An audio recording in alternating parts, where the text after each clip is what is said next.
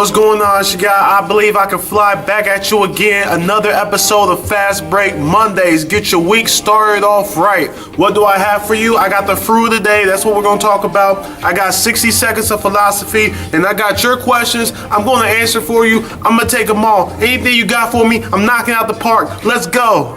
The fruit of the day we're going to talk about, peaches. Fast Break Monday, we need to talk about a fruit every single week. So many different fruits to choose from. I'm giving you plenty of options, and I'm letting you know benefits every time. A lot of great things about peaches. Peaches are rich with vitamin A, also has vitamin B carotene. That's something that was also in cantaloupes that I talked about last week. It's good for your eyes, especially if you're looking at computer screens or cell phones all day long. You need stuff for your eyes to help your eyes out. Great with potassium, low in calories, has dietary fibers and antioxidants. It reduces hair loss, so LeBron James needs to have some peaches. Healthier skin, it clears your kidneys and your bladder, helps with upset stomachs, a lot of different things with peaches, so make sure you incorporate peaches into your daily diet. 60 seconds of philosophy. I touched on this a little bit before, but I want to revisit it.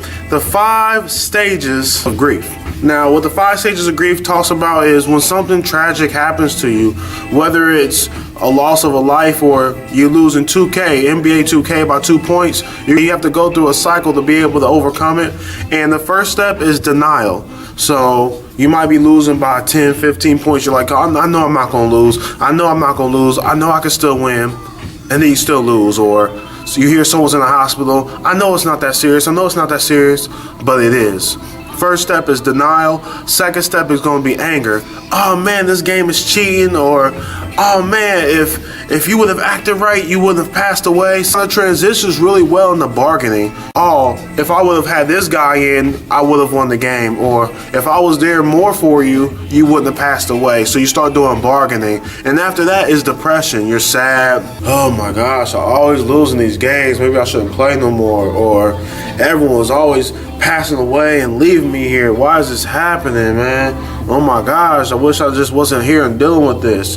That's the depression. And then the final step is a step that you want to get to. Some people get to it faster than others, and that's going to be acceptance. Knowing that it's something that happened. You can do things. If it's something like 2K, you can practice and get better. If it's something about someone passing away, you can't change that. However, you have to be strong and think about the way that they will want you to continue. They will want you to be strong. They want you to be successful. So if you're not going to only just do it for yourself, think about them and do it for them too.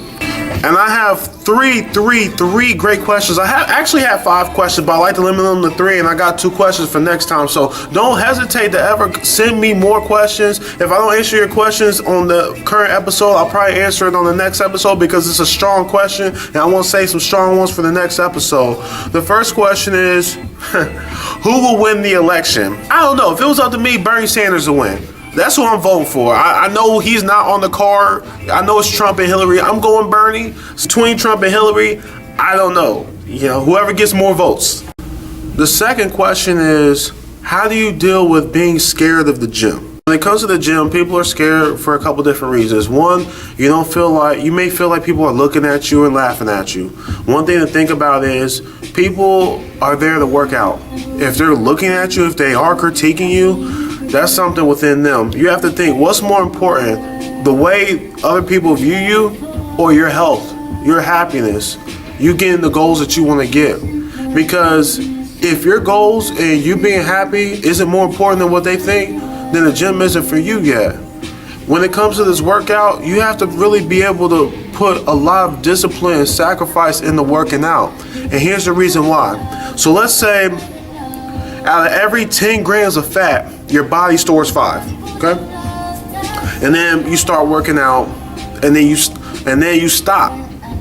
What your body's going to do is your body's going to go into survival mode. So instead of just carrying over 5 grams of fat, and storing that, now it's going to do 6 or 7 grams of fat out of every 10, which means you'll go back to the same diet you were on before, but then you're going to be gaining weight. And you'll be wondering why. I'm doing the same stuff. Why am I gaining weight? Your body is actually storing more fat because it's going to be scared that you're going to go on another one of these workouts that's not going to get the same calorie intake that it was getting before. So that's why it's very important to not only do a workout, but stick to a workout and be consistent. Ignore what other people are thinking and do what you need to do, because this is going to be for you, your family, your health. This is going to be what makes you successful and great. Forget what they think.